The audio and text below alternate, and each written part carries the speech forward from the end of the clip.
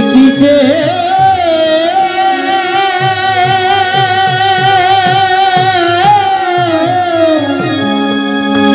দেখিতে দেখিতে পায় রে আসিয়া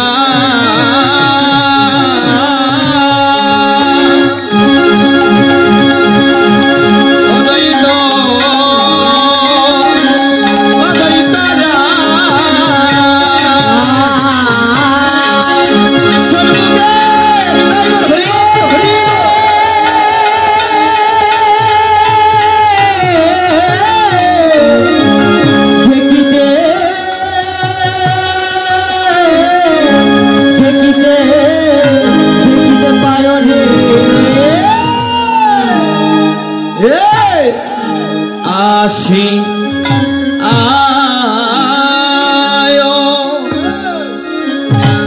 গো ওই তো রায় শোনে মুখে দে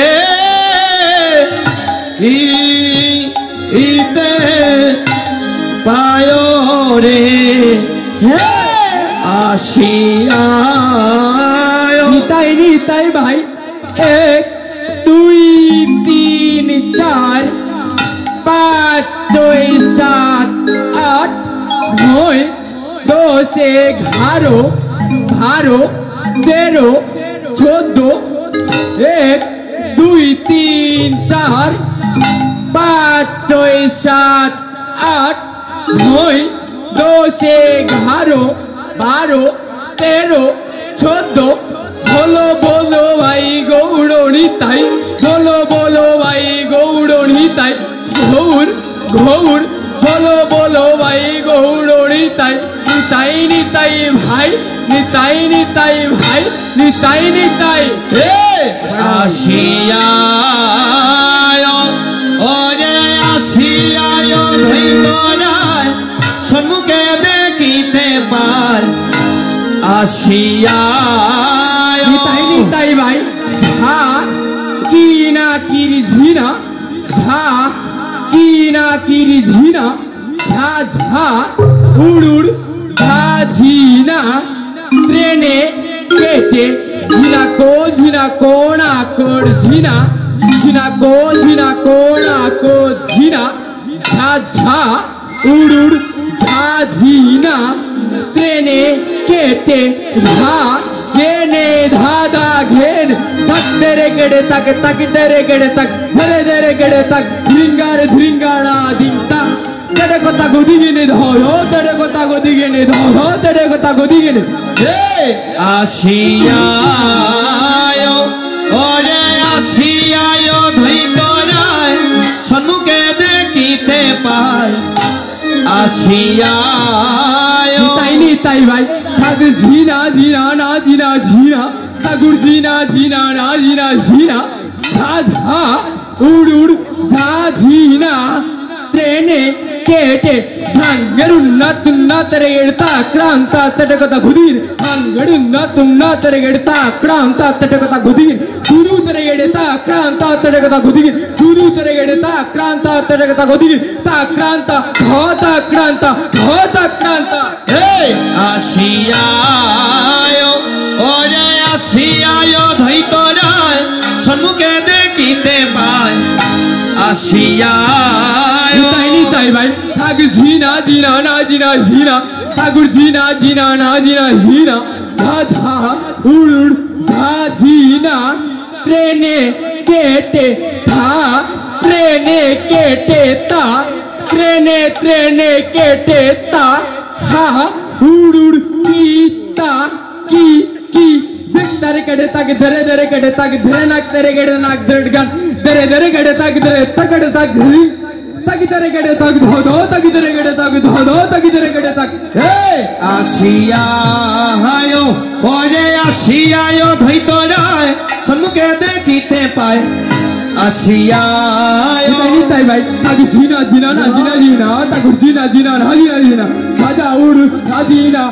ट्रेने दौड़ भैया বৃন্দাবন জন রাধা কৃষ্ণ দুজন শ্রীচরণ নিতাই নিতাই বলো ভাই হো হো মৃদঙ্গ বাজ তো গণ গণ নাচ তো আজে না মৃদঙ্গ ধাই মৃদঙ্গ ধাই মৃদঙ্গ ধাই মৃদঙ্গ আসিয়া আয়ো ওরে আসিয়া আয়ো ধৈতরায় সম্মুখে দেখিতে পাই আসিয়া আয়ো দেখিতে পাই জিনা জিনা না জিনা জিনা তাকে জিনা জিনা না জিনা সাজা উড়ুল সাজিনা তেনে তেনে কত কেটে ঘি কেটে কথা কথা ঘি কেটে ধুমা কেটে ঘি কেটে কথা কথা ঘি কেটে কথা ঘি কেটে কথা ঘি কেটে তেনে তুন্না তেনে তেনে তক্রান্ত ধা তক্রান্ত ধা তক্রান্ত আসিয়া আয়ো ওরে আসিয়া আয়ো ধৈতরায় সম্মুখে দেখিতে পাই আসিয়া আয়ো ভাই জিনা জিনা না জিনা জিনা তাকে জিনা জিনা না জিনা সাজা উড়ুল সাজিনা তেনে তেনে শ্রীকৃষ্ণ চৈতন্য পতিত ভাবন কুলসোনা আসন জননন জননন মৃদঙ্গ ভাজে জননন মৃদঙ্গ ভাজে দেই নীতি নীতি তাই দেই নীতি নীতি তাই বলো বলো ভাই ভুল নিতাই বলো বলো ভাই কেনাই বলে নিতাই নিতাই ভাই নিতাই নিতাই ভাই নিতাই আসিয়া আয়ো ওরে আসিয়া আয়ো দৈতরায় সম্মুখে দেখিতে পাই আসিয়া আয়ো আসিয়া দৈতরায় সম্মুখে দেখিতে পাই আসিয়া ওরে আসিয়া দৈতরায় সম্মুখে দেখিতে পাই আসিয়া দৈতরায় সম্মুখে দেখিতে পাই হরি বল হরি বল হরি বল হরি বল হরি বল হরি বল হরি বল হরি বল অদ্বৈত প্রভু আসিয়া অদ্বৈত রায় সম্মুখে দেখিতে পায় কলিগুরু বড়ই অন্ধকার সেই অদ্বৈত প্রভু কে বাবা তিন যুগের হর হর মহাদেব এসেছেন কোথায় আমাদের সুনামগঞ্জ জেলা লাহুর পরগনা তাহেরপুর থানা নবগ্রাম পিতা কুবের আচার্য মাতা নাবাদেবীর সন্তান অদ্বৈত আচার্য তিন যুগের মহাদেব মহাদেবের প্রথম স্ত্রীর নাম কি বাবা মহাদেবের প্রথম স্ত্রী সতী সতীর পিতার নাম হচ্ছে দক্ষরাজ দক্ষরাজ যজ্ঞ করবে রাজশ্রী যজ্ঞ যজ্ঞে ত্রিভুবনের দেব দেবতাকে আমন্ত্রণ জানালেন দক্ষরাজ তবে একজনকে আমন্ত্রণ দিলেন না সেই ব্যক্তিটাকে মেয়ের জামাই মহাদেব শিবকে আমন্ত্রণ দিলেন না কেন দিলেন না যে তার গলায় তাকে সাপ পরনে বাঘের ছাল সর্বঙ্গে সাইমাকা মস্তকে বড় বড় বেনি একটা ভূতের মতো লাগে যেন সারাদিন শ্মশানে পড়ে থাকে সে যদি আমার যজ্ঞে আসে তার গলার সাপ দেখিয়া সব ভক্তগণ দূরে পলায়ন করবে মহাদেবকে আমন্ত্রণ দিলেন না সবাই আমন্ত্রণ পেল ভক্ত বৈষ্ণবের সমাগম হলো সতী ছিল সেইখানে দক্ষরাজের গৃহে সতীর সঙ্গিনী যারা তারা বলছে এই সতী অনেক অনেক ভক্ত বৈষ্ণবের সমাগম হলো তবে একজনকে যে দেখতে পাচ্ছি না তোর স্বামী কোথায় সতী কোনো কথা বলে না বলে এই সতী বুঝতে পারছি তোর স্বামী এখানে কেন আসে নাই তোর পিতা কেন তোর স্বামীকে আমন্ত্রণ দেন নাই সেইটা বুঝতে পারলাম আমরা কেন জানিস তোর স্বামী নাকি পাগল সারা দিন নাকি শ্মশানে থাকে সর্বঙ্গে সাইমাকা গলায় একটা সাপ পরনে বাঘের ছাল মস্তকে বড় বড় বেনি তোর স্বামী আস্ত একটা পাগল যার কারণে তোর পিতা তোর স্বামীকে আমন্ত্রণ দেন নাই সতী নারী প্রতিনিন্দা সহ্য করতে না পেরে দক্ষরাজ্যে যজ্ঞ করেছিলেন হোম করেছিলেন সেই যজ্ঞে জাপ দিয়ে সতী লীলা সম্বরণ মারা গেল সতী সেই যজ্ঞে জাপ দিয়ে সতী মারা গেল অগ্নিকুণ্ডে যখন সতী মারা গেল মহাদেব সেই সংবাদ জানতে পারলেন যার সতীসাধ্য স্ত্রী মারা যায় বাবা সে আর স্থির থাকতে পারে মহাদেব এমনি তো বম্বুলা নাম তার পাগলের মতো বেয়ে ছুটছে দক্ষরাজের গৃহের দিকে যার সতী নারী মারা যায় যার সতী স্ত্রী মারা যায় সে ধৈর্য ধরে থাকতে পারে না ধৈর্য হারা হয়ে মহাদেব ছুটছেন দক্ষরাজের গৃহে দক্ষরাজের গৃহে গিয়ে কারো সাথে কোনো কথা না বলে সতীর মৃতদেহে কাঁধে নিয়ে চলে গেলেন পর্বতে শুরু করে দিলেন তাণ্ডব নৃত্য যে নৃত্য করলে পৃথিবীর প্রলয় হয়ে যায় পৃথিবী ধ্বংস হয়ে যায় শুরু করে দিলেন তাণ্ডব নৃত্য, আর চতুর্দিকে সতীর দেহটা ঘুরাচ্ছে। ভগবান বিষ্ণু ধ্যানে দেখতে পেলেন যে মহাদেব পাগল হয়ে গিয়েছে, তাণ্ডব নৃত্য শুরু করে দিয়েছে, পৃথিবীর প্রলয় হয়ে যাবে। ভগবান বিষ্ণু কি করলেন, হাতের মধ্যে একটা চক্র করে, চক্র ধরিয়া মহাদেবের পাশে এসে দাঁড়ালেন। মহাদেব যখন সতীর দেহটা চতুর্দিকে ঘুরাচ্ছে, বিষ্ণু চক্র ধরে বসে থাকলেন, আর সতীর দেহের মধ্যে সেই চক্রটা লাগছেই লাগছে।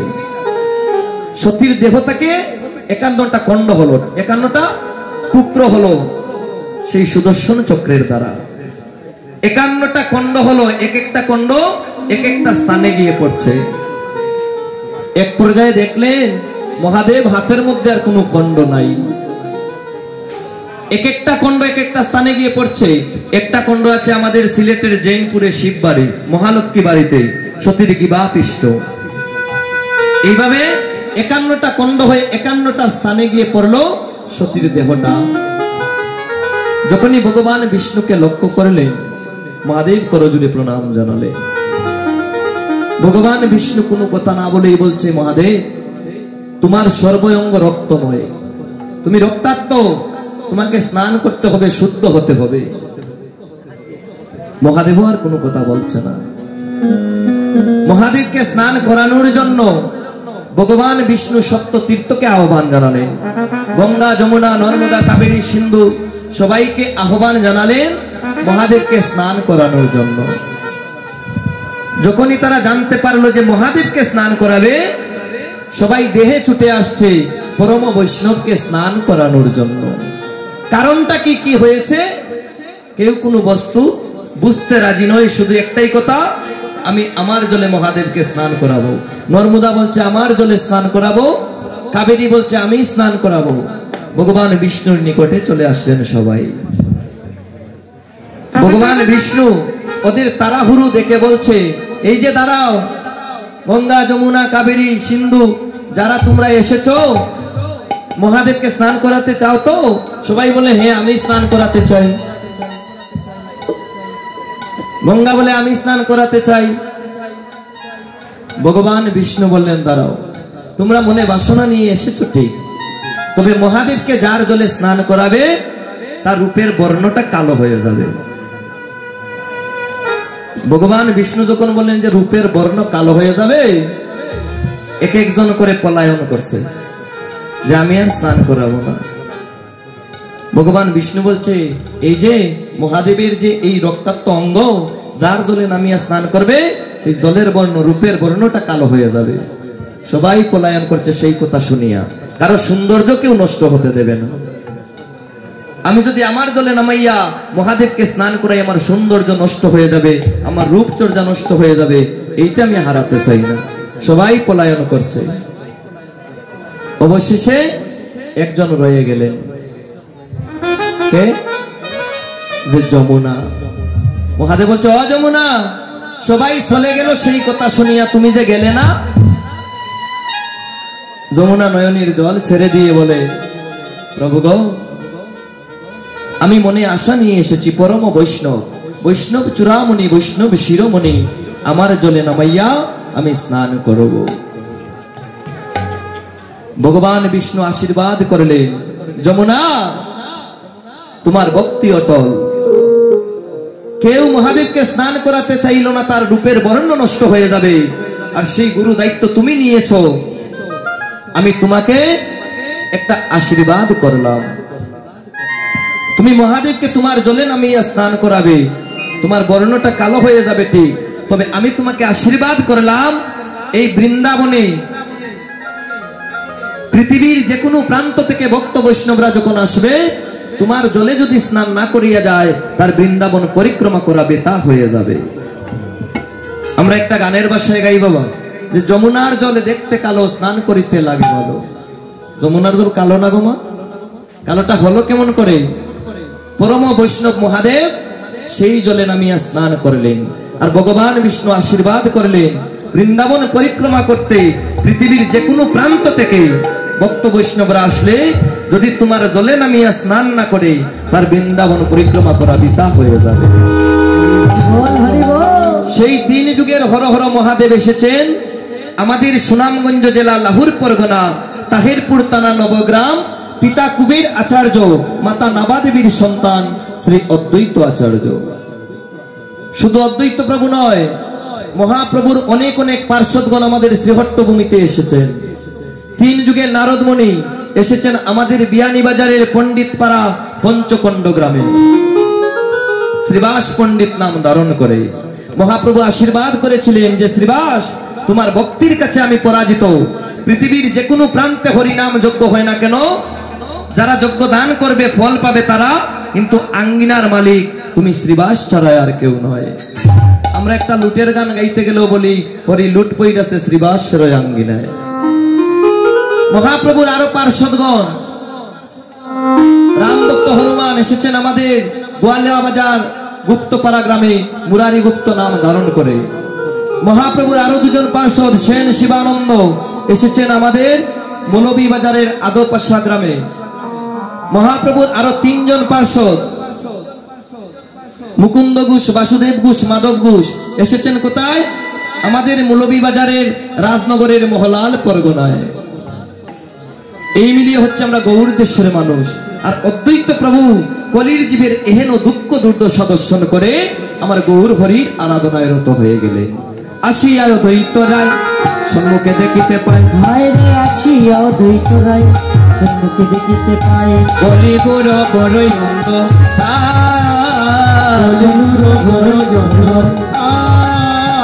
নাই হরি ভক্তি লেশ মায়া মুগ্ধ সর্বদে, নাই হরির ভক্তি লেশ মায়া মুগ্ধ সর্বদে, নাই হরি ভক্তি লেশ মায়া মুগ্ধ সর্বদে।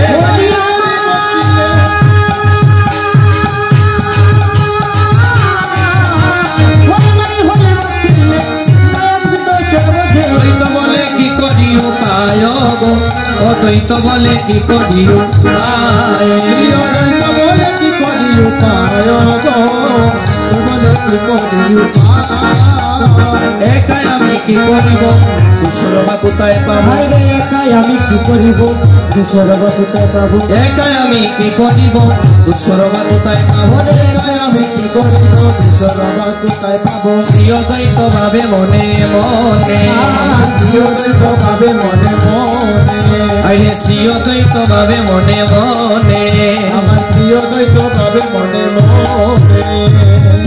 হেন কালে আছন্দ্রিত হরিদাস উপনীত, ওরে হেন কালে আচমিত, ওরে হরিদাস উপনীত। এবারে তারে দেখি হৃদয়ের উল্লাস, আর তারে দেখি হৃদয়ের উল্লাস, এবারে তারে দেখি হৃদয়ে উল্লাস, তারে দেখি হৃদয়ের উল্লাস। প্রণাম করিয়া কয়ে হরিদাস মহাশয়, প্রণাম করিয়া কয়ে হরিদাস মহাশয়, প্রণাম করিয়া কয়ে হরিদাস মহাশয়, প্রণাম করিয়া কয়ে হরিদাস মহাশয়। তোমার উদ্দেশ্যে আইলাম আমি, তোমার উদ্দেশ্যে আইলাম আমি। ভালো হলো আইলে তুমি পাপরে পড়েছি আমি, আইলে তুমি পাপরে পড়েছি আমি। ভালো হলো আইলে তুমি পাপরে পড়েছি আমি। হরিবল, হরিবল, হরিবল, হরিবল।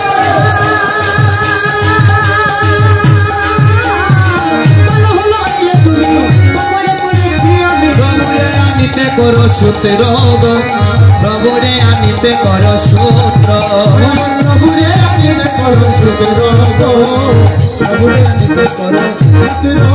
এবার প্রভুরে আনিতে করো সূত্র গো, প্রভুরে আনিতে করো সূত্র। আমার প্রভুরে আনিতে করো সূত্র গো, প্রভুরে পুরে নিতে করো তুলসী মঞ্জরি ধন তার সহকারে জল তুলসী মঞ্জরি জল তার সহগঙ্গার ওরে তুলসী মঞ্জরি দল তার সহগঙ্গার জল তুলসী মঞ্জুরি দল তার সমগঙ্গা জল কৃষ্ণ বলে দেহ নিজ শিরে এবার কৃষ্ণ বলে দেও নিজ শিরে এবার কৃষ্ণ বলে দেহ নিজ শিরে এবার কৃষ্ণ বলে দেও নিজ শিরে এবার কৃষ্ণ বলে দেও নিজ শিরে গো কৃষ্ণ বলে দেও নিজ শিরে নিজ শিরে মন্ত্র পড়ি আরাধনায় শ্রী গৌর হরি নিজ শিরে মন্ত্র পড়ি আরাধনায় শ্রী গৌর হরি নিজ শিরে মন্ত্র পড়ি আরাধনায় শ্রী গৌর হরি নিজ শিরে মন্ত্র পড়ি আরাধনায় শ্রী গৌর হরি অদ্বৈত বলে এস ব্রজনাথ গো অদ্বৈত বলে এস ব্রজনাথ প্রিয় দ্বৈত বলে এস ব্রজনাথ গো দ্বৈত বলে এস ব্রজনাথ এস এস ব্রজনাথ এস এস ব্রজনাথ এস এস ব্রজনাথ এস এস ব্রজনাথ ডাকিতেছে সীতানাথ এস এস ব্রজনাথ ডাকিতেছে সীতা ওরে এস এস ব্রজনাথ এস এস ব্রজনাথ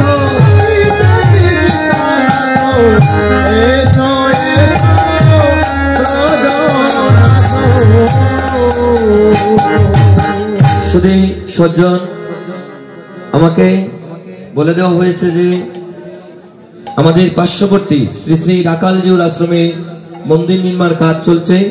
আপনারা যে যা পারেন যার যার সাধ্য অনুযায়ী সেই মন্দিরের জন্য, প্রাচীন একটা মন্দির যেখান থেকে আমরা অনেক কিছু আশা করি, অনেক কিছু পাই।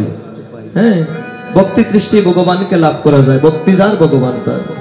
তো আমাদের অগাধ বিশ্বাস আমাদের রাখালজিউর মন্দিরের জন্য সেই মন্দির কাজ নির্মাণের জন্য কাজ চলছে ঠিক, তবে আপনারা যার যতটুকু সাধ্য আপনারা একটু অর্থ দিয়ে, এই কমিটির দাদারা ভাইরা আমাকে বলেছেন একটু সাহায্য সহযোগিতা করার জন্য। নিতাই গৌর হরি বল। যে যা পারেন একটু দিয়ে দেবেন, কারণ সেই টাকাটা একদিনের জন্য নয়, মন্দিরের জন্য দিচ্ছেন তো পরকালের জন্য আপনার রিজার্ভ ব্যাংকে জমা হয়ে যাচ্ছে। নিতাই গৌর হরি বল। যার যতটুকু সাধ্য আছে দিয়ে দেবেন। আসছেন আমার দাদারা। শুধু সজ্জন একটা কীর্তনের নিমন্ত্রণ পত্র শ্রী শ্রী সুরদনী গঙ্গার তীরে বসিয়া আরাধনা করলেন। কেন? অদ্বৈত প্রভু নিজের চিন্তা করলেন না বাবা, চিন্তা করলেন কার? এই কলির জীবের চিন্তা। মানুষে মানুষে ত্রিবিধা মানুষ মানুষ বলিব কারে, মানুষ হইয়া যে বোঝে মানুষ মানুষ বলিব তারে। মানুষ কয়জন হইতে পারে? অদ্বৈত প্রভু নিজের চিন্তা করলেন না, করলেন কার চিন্তা? কলির জীবের চিন্তা। কেমন করে এই পাপাচ্ছন্ন কলির জীব হরি নামে প্রেমে মত্ত হয়ে দুলায় গোড়াগড়ি দিয়ে দুই বাহু প্রসার করে হরি নাম সংকীর্তন করে কেমন করে উদ্ধার লাভ করবে। 14টা বৎসর সুরদনী গঙ্গার তীরে বসিয়া আরাধনা করলেন। প্রতিদিন ফুল জল তুলসী পত্র গোবিন্দের সেবায় নিবেদন করতেন, আর সেই নিবেদিত ফুল জল তুলসী পত্র সুরদনী গঙ্গার জলে ভাসিয়ে দিতেন। যখনই 14 বছর অতিক্রম হলো, প্রতিদিনের মতো অদ্বৈত প্রভু তুলসীর পত্র জল ফুল সুরদনী গঙ্গার জলে ভাসিয়ে দিলেন। প্রতিদিন বাটির দিকে ধাবিত হলো। আজ একটা তুলসীর পত্র বাটির দিকে না গিয়ে উজান দিকে ধাবিত হতে লাগলো। অদ্বৈত প্রভু আমার সেই তুলসী পত্রের পিছন পিছন ছুটতে লাগলেন। যেতে যেতে কোথায় গেলেন? শ্রীদাম নবদ্বীপের মায়াপুরে মা সচিরানী সেই সুরদনী গঙ্গার জলে নামিয়া স্নান করছে। এহেন সময়কালে অদ্বৈত প্রভু অদূর থেকে দাঁড়িয়ে লক্ষ্য করলেন সেই তুলসী পত্রটা মা সচিরানীকে সপ্ত পদক্ষিণ করিয়া মা সচিরানী নাভিমূলে লীন হয়ে গেল। অদ্বৈত প্রভু মনে মনে ভাবলেন, এই গর্বেই বুঝে আমার গৌর হরির আগমন হবে। এক এক করে প্রহর গুনতে লাগলেন, এক এক করে প্রহর গুনতে লাগলেন। আমরা মাতৃগর্ভ থেকে ভূমিষ্ঠ হই কয় মাসে মা? 10 মাস 10 দিন। তবে মহাপ্রভু কয়দিনে ভূমিষ্ঠ হলেন? 10 মাস চলে গেল, 11 মাস চলে গেল, 12 মাস চলে গেল, প্রভু আমার মাতৃগর্ভে। 13 মাস চলে গেল, আসলো ফাল্গুন মাস, আকাশে একটা পূর্ণিমার চাঁদ, রাহু এসে চাঁদকে গ্রাস করলো, হয়ে গেল পূর্ণ গ্রাস চন্দ্রগ্রহণ। 13 মাস 13 দিন। লক্ষ্য করছেন গো? গ্রহণের দিনে আমরা কি করি গো মা? স্নান কার্য করিয়া হরে কৃষ্ণ মহামন্ত্র নাম জপ করি। নদিয়া, নবদ্বীপ, শান্তিপুর, মায়াপুর সব জায়গায় ভক্তরা হরি নাম সংকীর্তন করছে। আর প্রভু আমার মাতৃগর্ভ থেকে মনে মনে ভাবছে আর বিলম্ব করা যাবে না। আসলো ফাল্গুন মাস, আকাশে পূর্ণিমার চাঁদ, রাহু এসে চাঁদকে গ্রাস করলো, হয়ে গেল পূর্ণ গ্রাস চন্দ্রগ্রহণ। বার ছিল শনিবার, অনুমানিক সন্ধ্যা 7 কোটিকার সময় আমার মহাপ্রভু এই ধরাধামে ভূমিষ্ঠ হলেন। দাস বৃন্দাবনে কই আর নাই মনের বই, গৌরাইলা নদিয়া রমা, নদিয়া রমা।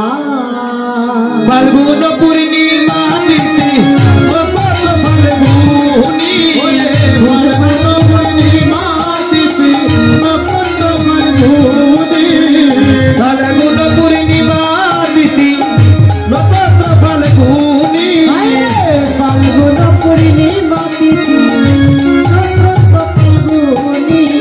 হেন কালে জন্ম নিলাম গৌরা গুণমণি, ওরে হো কালে জন্ম লীলা গৌরা গুণমণি, হেন কালে জন্ম নিলাম গৌরা গুণমণি। ওরে হো কালে জন্ম লীলা গৌরা গুণমণি। জয় জয় কলরব নদিয়া নগরে, জয় জয় কলরব নদিয়া নগরে, জয় জয় কলরব নদিয়া নগরে, জয় জয় কলরব নদিয়া নগরে, জন্ম নীলা মহাপ্রভু সতীর উদরে, আজ জন্ম নিলা মহাপ্রভু সচির উদরে, হর জন্ম নীলা মহাপ্রভু